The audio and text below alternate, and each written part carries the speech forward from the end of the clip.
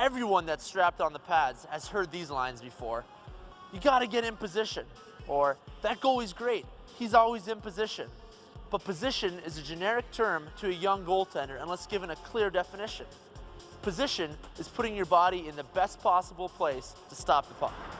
More specifically, position is made up of 3 parts: square, angle, and depth. Once in position, you must set your feet. Being set is the foundation of position. By being set, I mean no forward, backward, or lateral movement in the feet or hands. When goalies are set, they give themselves the best chance to either react or block effectively given the read of the play. The first point of position is square. Present as much of your equipment to the shooter as possible. Proper puck tracking and full rotations are keys to gaining squareness. In order to be on angle, a goalie must first be square to the puck. Square and being on angle are very similar. A good way to describe being on angle is to draw a line from the puck to the back of the net. If a goalie is on angle, this line will bisect the goalie en route to the net. Imagine the net being the center of a large circle. The angle of the puck to the middle of the net is the radius on the circle. The curved line of the crease makes a much smaller circle. Place the goaltender at the top of the crease. When the puck moves around the outer circle, the goalie moves to adjust to the new angle.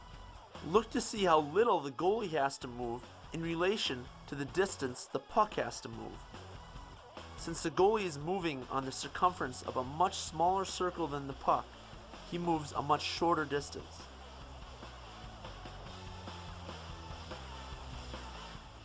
Here's what the shooter sees from the top angle. From the blue line angle, there is less net visible to the shooter. Now from the hash angle,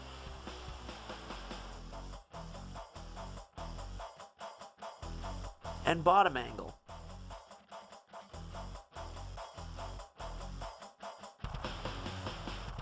Depth is the amount of space between the goalie and the goal line. Finding ideal depth has a lot to do with reading the situation.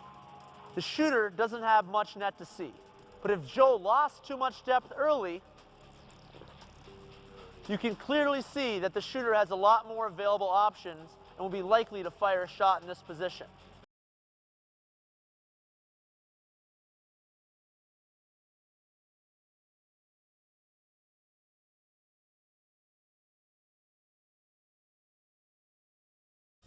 Once depth is established, the goalie must be patient with depth.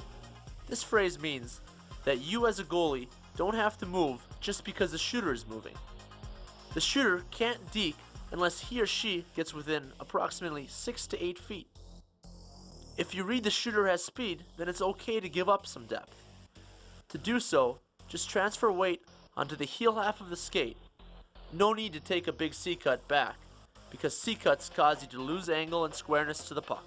Once the play crosses the red line, power stride out to establish initial depth.